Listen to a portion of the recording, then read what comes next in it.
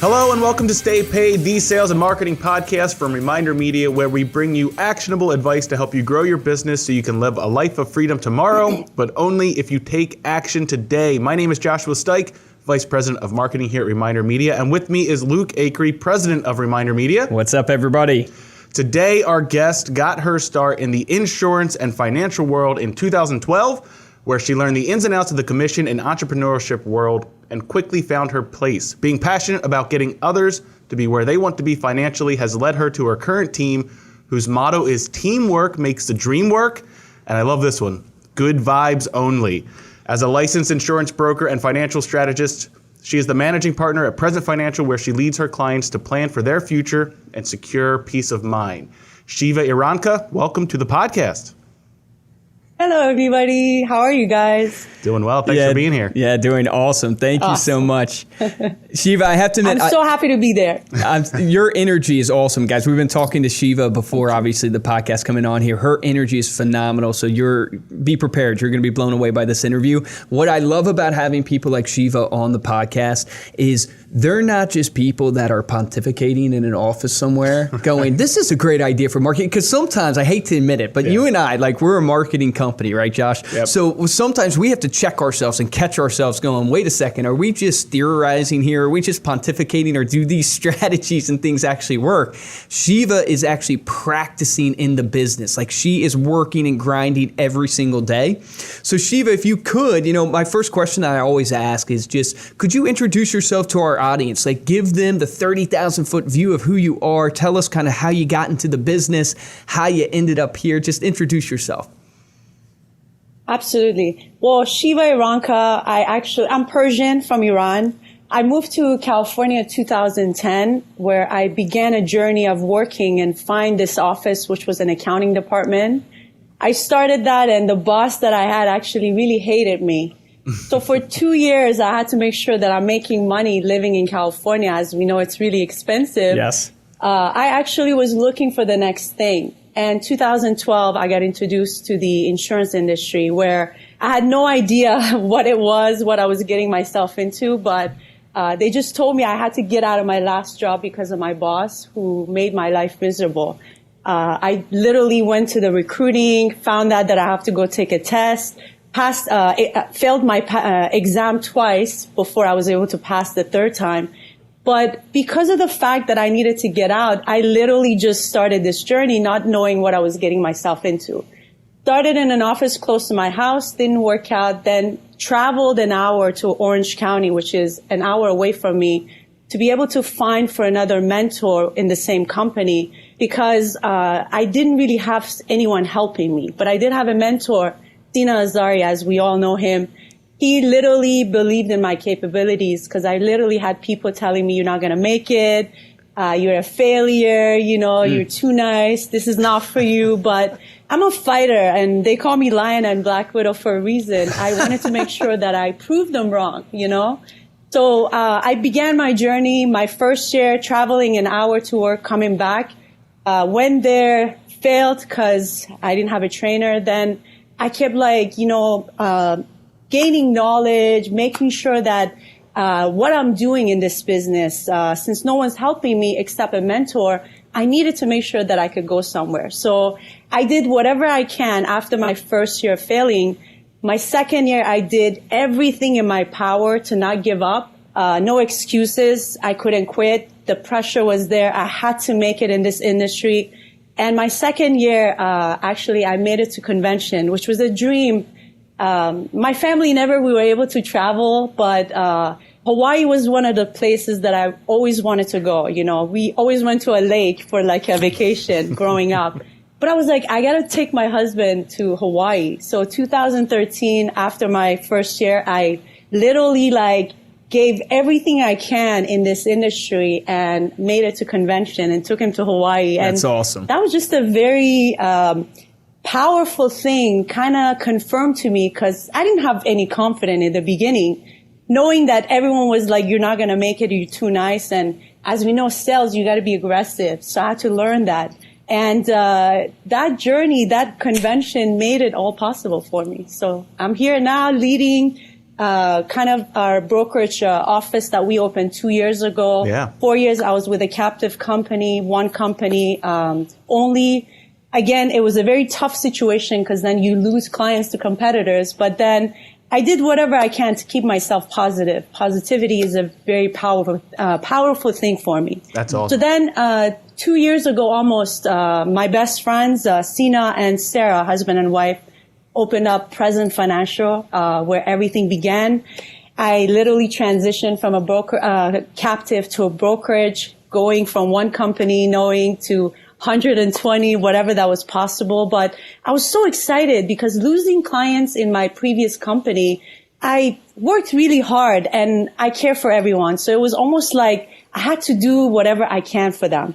So transitioning from captive to brokerage was actually really exciting because I wanted to do more, and it was game time. Almost like you go to a university for 4 years, but you understand the insurance industry, making money at the same time. But then you come to this other next thing and it's like, oh shoot, game time is on. So I'm now managing our second office, which is in beautiful San Diego, opened up July 1st of 2017. Right now I'm managing, leading, looking for the next partners who I can kind of give them everything that I've gone through, but in an easier way, so that I could teach them how it is you could actually create this house without learning all the maps and the little things. I'm going to show you how it is because I've been there. Action speaks louder, and for me, talk is cheap. So it's one of those situations that if you got the right mindset, as we discussed earlier, I got your back. So you just celebrated your 1 year anniversary recently. We did. That's exciting. Literally. Wow. Yeah, it's very exciting. As I said, certain people, not everyone's made for insurance or real estate or aggressive type of careers like that. But everyone can try. And because I didn't know I could do insurance, it was kind of boring for me. And being able to tell people like, hey, buy life insurance, you're going to die, it was kind of like difficult. Buy life insurance, you're going to die. That's a great sales pitch. Buy life insurance, you're going to die. You have to combat that with a little bit of positivity, I think. Well, that's what I'm saying. And God gave me a personality to care for people. And I think everything I've gone through, from being 14, a bagger at a grocery store, to ice cream scooper, to a hostess of a restaurant, to server, to a beer tub girl, to 4 o'clock in the morning. And every little thing, it brought me to where I am today. Managing a hair salon in Atlanta, because I'm from Atlanta. And all those things was God's creation for me to say, you know what? Everything is meant for you to do this. And I'm so passionate to what I do, even though everyone looks at it as a boring thing.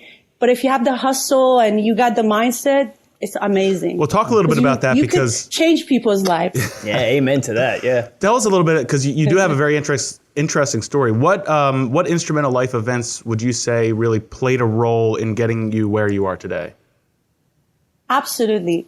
The beginning, obviously, I had no confidence that I could do this, but I had a lot of people really, those hate words of you're never going to make it, all those little things. And my husband working really hard as a hair professional stylist, and me seeing him, what he's doing, and trying to create the next best thing. Because I really didn't know what was my potential. I just knew I have the hard work in me. And I think all those little things and fighting to try to always get to the next step, it kind of motivated me to not quit. And now that I have so many good supporters and mentors like Sina and his wife and Matt French, all these people kind of motivated me that, you know what, don't give up. We all have your back. And as long as you have that support, I think you're good to go. And I literally went door knocking in the beginning of my journey. I had to do that. I started my whole clientele with cold calls. Those mailers and responders was like a 5%, which was the icing on the cake. But I wanted to go cold call, because if you hear no's so many times, you're going to get the yes. And that one yes can create so many yeses because of that referral. So I would tell you, my 2 years or I still do cold calling. I don't do door knocking anymore. Not my thing. We hire people to do that now, right? But absolutely, I do. Thank God I've created that first 2 years as an insurance or real estate. They always say, you have to give it all your first 2 years, not think about that whale, that big case. You have to go through the fishes. You have to learn the business.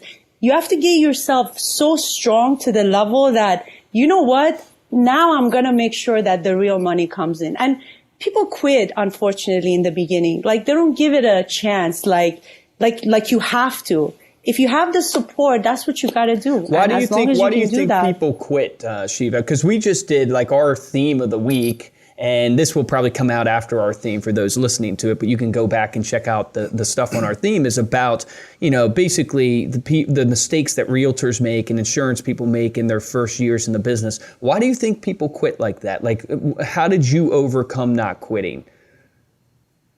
It could be two things. People quit, number one, because they're lazy. Number two, because where they work, they don't really have the support and they're not happy.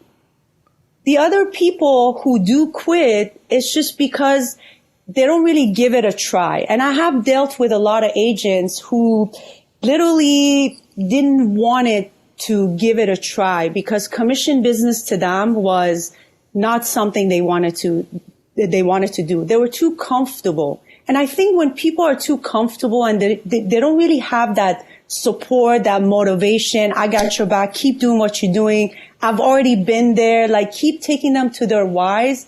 They're not going to quit. Maybe they'll give it a little bit of a try. They need that holding of the hand in the very beginning and that motivation.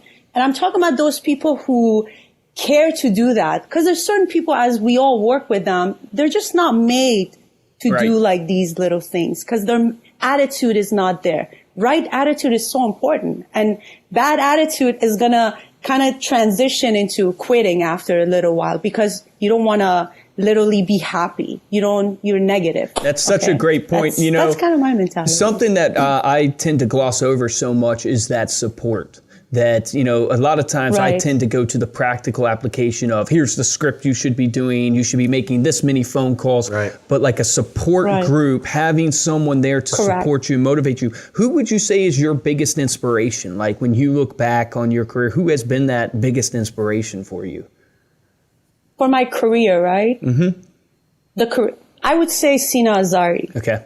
For those who don't know, sorry to cut you off. We actually interviewed Sina, so she keeps mentioning his name. So I want to plug the interview on the podcast. We did a podcast interview with Sina, amazing interview. But so you guys can check that out too.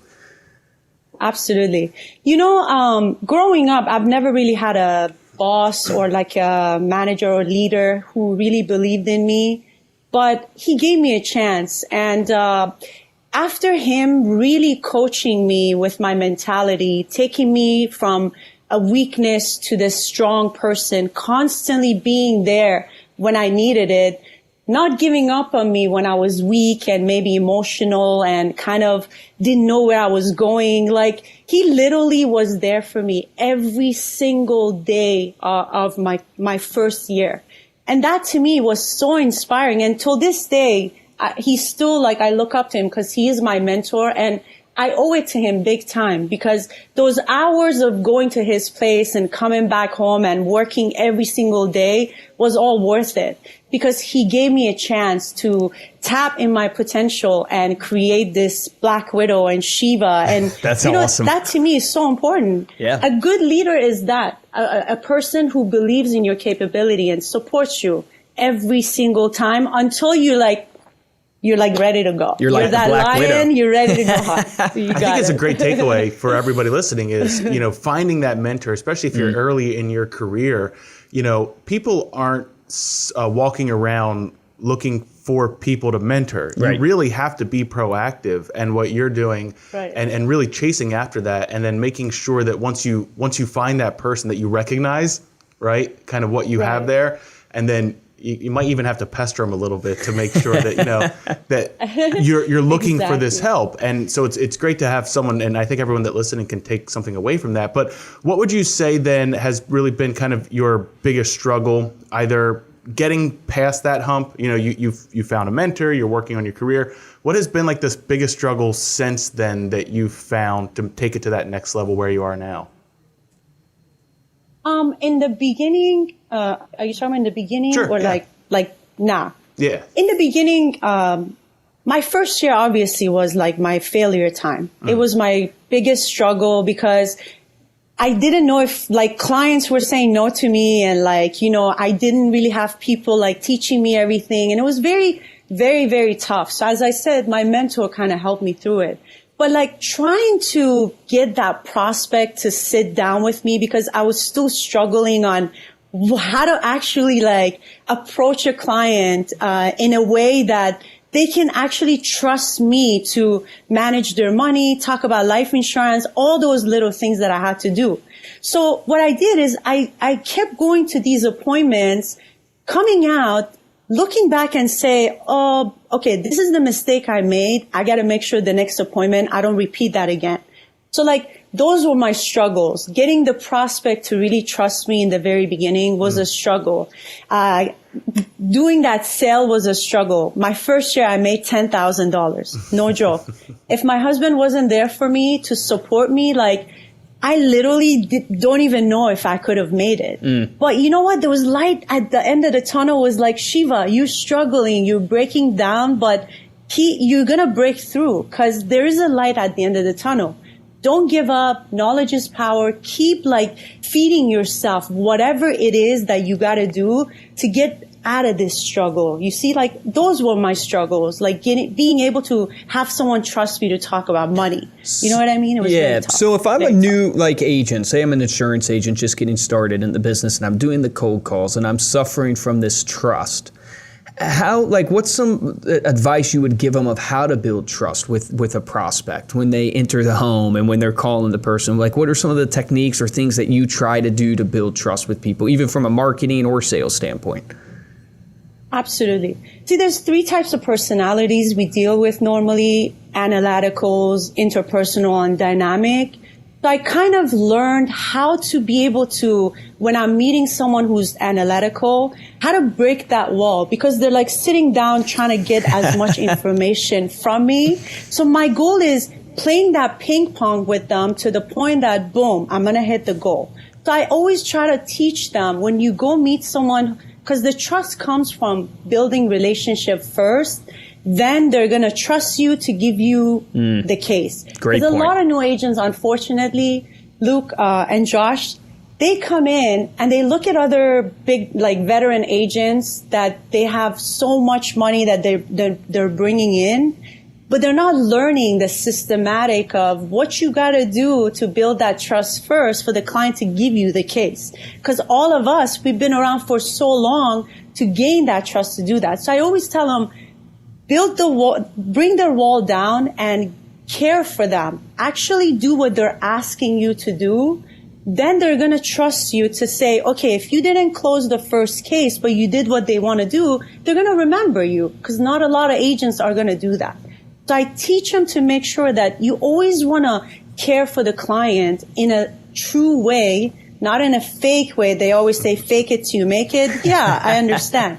But I'm not in these type of situations. So I teach them that step by step, you have to make sure how to talk to the client, how to build that trust. Because when you do, cases are going to start coming to you. I think that's an amazing and some people sales are just point. ego. Yep. It's an amazing sales point that I think you're pointing out, is Absolutely. that the key to building trust is always the relationship. And how do you build a relationship Right. with somebody? It's understanding their greatest pains and their greatest desires. And once you understand people's greatest pains and greatest desires, it's not that you're trying to use those against them in a manipulative fashion. It's you're trying to help them achieve those. You're trying to help them accomplish the greatest desires that they want, or overcome the greatest pains in their life. And so I think that point you're making of when you walk in the home or when you get on the phone with somebody, hey, is this person an analytical person? Are they interpersonal? Are they dynamic? Like, who is this person and what do they want? And that's what I call in our sales process, we call it like the discovery phase, where you're trying to do the discovery phase of your sales process. And so you can then go, based upon this discovery phase, I'm now going to present the proposal that I have to get you this benefit that will help you in what I just discovered. So I think that's an amazing point. Amazing. Absolutely. How do you measure success? You got to do what you got to do. Yeah, you got to do what you got to do for that success. How do you measure success in your business today, Shiva? I measure success through the journey that I've built. I look at every year that I've built myself in a better and positive and greater way. That to me is success. Money is obviously we're all going to make money. The question is, what did you do to get to that money? The money will come, but that's the journey that I've taken from the time that I started or started my job to this day. Every step that I've taken has been a success to me. So that's how I actually measure success. It's the journey that I've taken this whole year, especially this insurance, not even knowing that I would get to where I am today and leading an office. That's the biggest success I could possibly have, So that's how I look at it. It's such a great outlook. But I'm trying to get bigger with it. Yeah. Well, you can always make more money is what I say. You can always make more. But no, it's such a good way to look at it. Your perspective, even as you stated in your story, you believe that everything that has happened to you, from the managing of a hair salon to everything, even you said you were in a bar, like a bar girl or something like that. All those things happened for a reason and got you to this place. Gary Vee, I think, talks about all the time. You got to learn to enjoy the ride, the journey. It's not necessarily about the win. I had a friend that asked me one time an interview question that he asked, which I thought is interesting, is he goes, do you prefer to win or do you prefer to not lose? And people, he say, struggle with that question. Ask yourself, if I asked you the question, do you prefer to win or do you prefer to not lose? And he says, by the way they answer that question, I can kind of tell what drives them. And he asked me that question without me knowing. I said, well, I really prefer not to lose. I don't really care about the winning. I don't care about the trophies and stuff like that. I don't want to lose, which is more about the battle and the fight and all those good things. I'm curious because we have a ton of people listening to this that are like you, trying to build their business, right? I'm curious, when you set out, you talked about cold calling, but when you look at your business and what you're trying to grow, how are you generating leads for your business? What does your business look like from that standpoint, and how do you go after that and attack that on a day-to-day basis? Because that's, I'm sure, what is the question on everybody's mind. Okay, here she's built a successful business. How is she generating leads? How is it just cold calling? If it's cold calling, where are you getting the list from? Could you share a little detail on that of how you've grown the business? Well, I kind of do the variety of so many different things. Okay. You can't just depend on the leads that you get from the company, but Present Financial does provide us leads. We're grateful for that. But I do have referral business. Knowing what I do, I'm literally going after my friends and individuals that I know. That's another way of prospecting. I love it. I use social media a lot because as I'm learning what is a good product for example, we have 3 different groups of people that we have. We have the younger millennial group that haven't planned for the future. We have the middle ones that have family, that they're creating that family. And then we have the Social Security beneficiaries, which 3 different groups. So there's so much that you could be able to do with these 3 different groups. So social media, you could kind of get it out there to all the younger individuals. Hey, this is what I do. And I normally have my way of prospecting today, or my way of generating, is more towards recruiting and getting agents. Yep. But obviously as a producer, I put if I do life insurance, I'm going to put a code up there about life insurance on social media, because today everyone's on social media. Right. No matter what, there's so many people watching what you do, even though they're not liking or commenting, they're watching what you do. You know what I mean? That's a great point. So it's almost absolutely, if your company allows you to use social media, and I used to use it as a personal way, but then that created me to gain so many people to trust me and look at my story to now go to the next step. I'm doing business now. So now they kind of see both ways of what I do, and they already trust me. So the trust is already there. I know who Shiva is. Let me go ahead and buy a life insurance from her. So now I get another prospect out of that.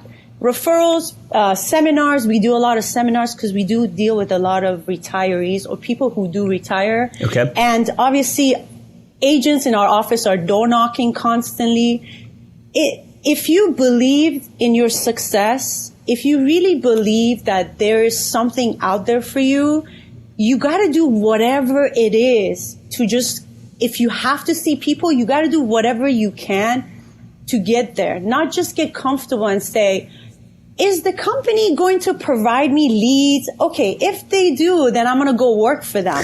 Those leads are just name and number. You know what I mean? That's true. The matter of fact is, face-to-face today or social media, people watching you, that's the trust that you could get to get those referrals and people wanting to do business with you. And that's what I do, exactly. Now, you told a story. You have to tell this story because I think a lot of people that are listening are trying to figure out how to use something like Instagram to generate leads for their business. And I think you mentioned at the Disruptor that you had actually gotten a deal. I think it was a $10 million life insurance policy, yes, right, from an Instagram story.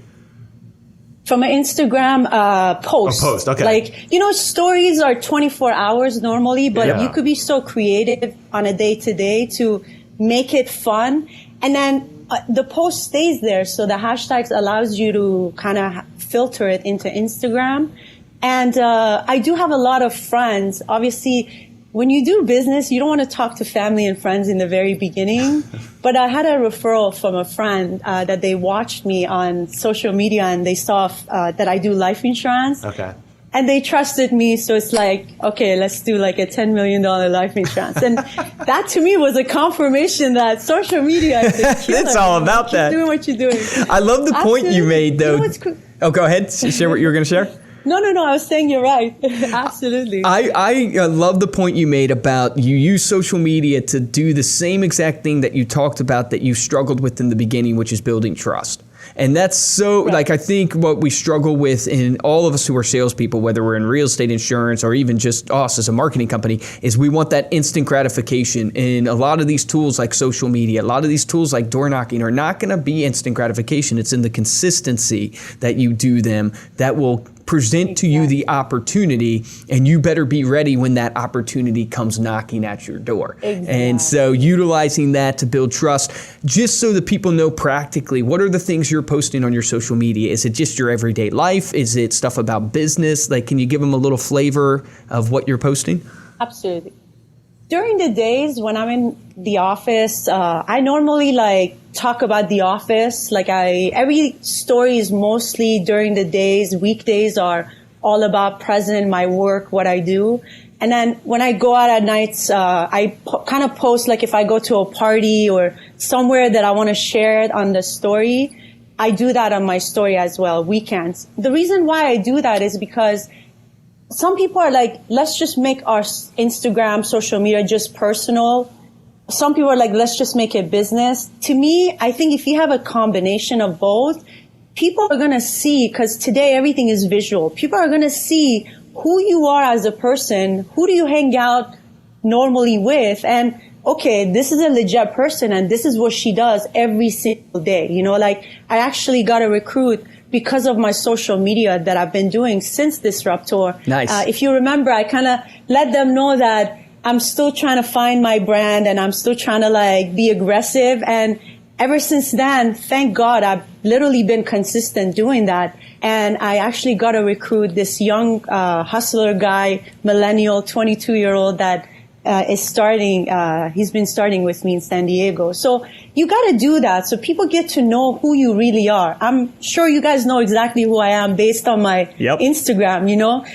Everything is real. There's no fakeness. It's like I want people to get inspired because of me, because of everything that I do. So if you want to work with me, you know exactly who I am, you know? I love how you, and don't miss the point that Shiva made there whenever we were at this tour, actually saying, being open and transparent about what you're looking for currently in your business. You're looking for people that are joining your team, that are like you, that are like-minded, that are going to come on board and help you build and grow this thing that you're looking to do.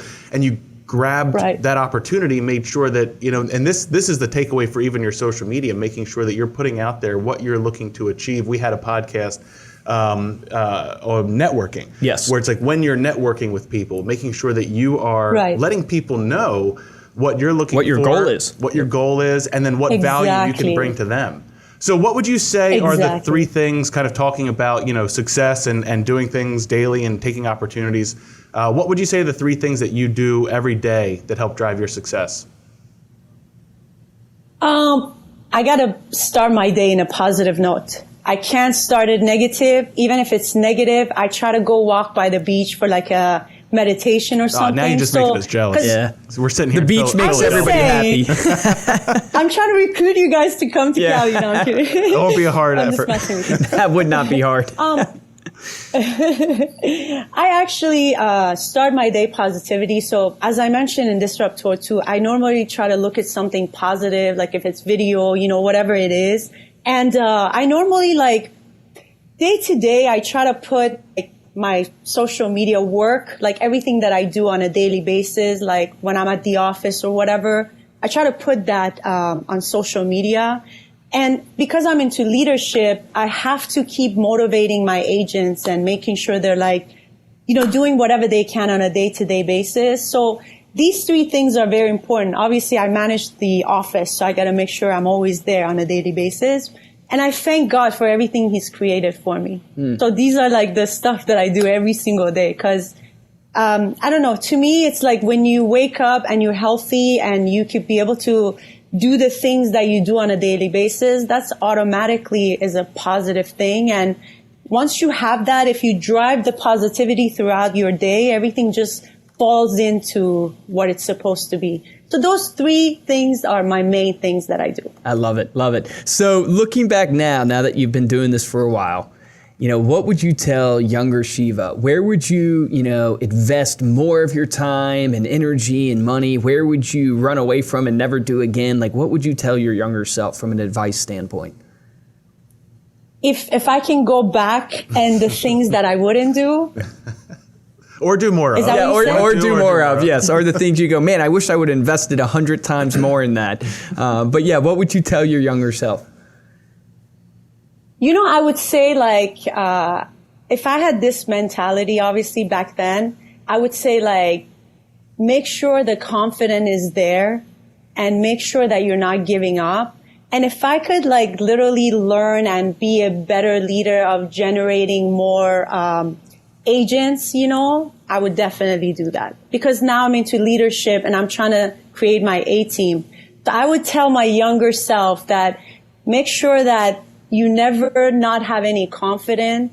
Make sure you do the things you got to do and keep building yourself. I wish I could go back 6 years ago because I'm sure I would have been in a better situation or a better mentality, but everything happens for a reason. So I would tell myself to make sure you do a better job of generating more agents and helping others and not giving up and things like that. That is so awesome, that confidence. I don't know about you. I hope that helps. It does, it does. I know it'll help our listeners here. I don't know about you, Luke, but the one thing I took away from this one is positivity. Yes. The energy. You guys have got to watch these interviews on our YouTube channel, ReminderMedia on YouTube. Yeah, maybe it's because I'm watching. Yeah, because we're watching it. The smiles and just bouncing off that. It's awesome. And I have to make the point that the best investment you can ever make is in yourself. And I know it's kind of cliche, but the best investment you can ever make is in yourself. And I always make the point with confidence is that confidence is not something you fake. Confidence comes from having an authority on a subject matter. It is basically having an understanding on something that you feel confident about. And so that's the reason why people don't like public speaking because they don't do it often. So the way to build your confidence is actually to fail. And that's what people don't understand about confidence is confidence is built through failure because once you fail, your achievement comes through all your failures. Yeah. I know that's kind of corny, but it's the truth. Absolutely. Well, thank you so much for being here. If you don't fail, you can't succeed. Yes, that's the truth. Okay. So tell everyone before we close where they can connect with you on social media. Absolutely. I have Instagram, Facebook, Snapchat, and also LinkedIn. But it's Shiva, SHIV, Victor, A Apple, Irankhah, IRANKHAH. And that's my first and last name. So once you find it, connect with me. If I could inspire you in any way, she will inspire you. She will. Trust me, guys. Absolutely. Definitely check her out, and we'll put it in the show notes as well, so you guys can find all of her social links in the show notes as well. Thank you, everybody, for listening. Awesome. If you liked what you heard, please go on to iTunes and give us 5 stars and leave a comment. Make sure to tell someone else about the podcast today. If you'd like to get hold of me or Luke, please email us at podcast@remindermedia.com, or you can find us as well on Instagram or LinkedIn. And of course, you can check out Reminder Media on all of the social media channels, Facebook, Instagram, Twitter, LinkedIn, Pinterest, at Reminder Media on all of those. Thanks again, Shiva, for being here. For this episode of Stay Paid, I'm Joshua Stike. And I'm Luke Acree. Guys, and I'm going to close with this action item. It's a decently big action item that might take you a little bit of time, but it's something that we don't talk about a ton here on the Stay Paid podcast. And a lot of times I don't focus on it a ton, but I have it in my own life and I know how critical it's been for my growth. It's finding a mentor. And I want to encourage each and every one of you in the action item this week that if you have a mentor, reach out to your mentor and make sure you're spending time. And a lot of times we have mentors in our lives that we don't engage with enough. So thank them for being your mentor and keep that engagement going. But if you don't have a mentor, this is really speaking to you, this action item. Find someone in your life that you look up to, that can help you go where you want to go and be that encouragement, because it's like Shiva said, a lot of times success is really driven by, are you becoming the better version of yourself that you want to see every day? And as Ed Milet always says, is when you get to the end, are you going to be seeing the twin, basically the person that you could have been, all the greatness you could have been? Are you going to be looking at your twin at the end of your life? Are you just going to be looking at someone that's so far off from the greatness that you could have become? And a mentor is someone that can help keep guiding you and bouncing you back to that why, to that mission that you're trying to accomplish. So my action item for this podcast is go find a mentor. Someone that's been there, done that can be that encouragement and that guiding light to give you that extra push to keep going and not give up and not be part of the 90% that usually fails in every industry within the first 5 years. So guys, the difference between a top producer in any industry and a mediocre producer is top producers take action. So take action on that advice today.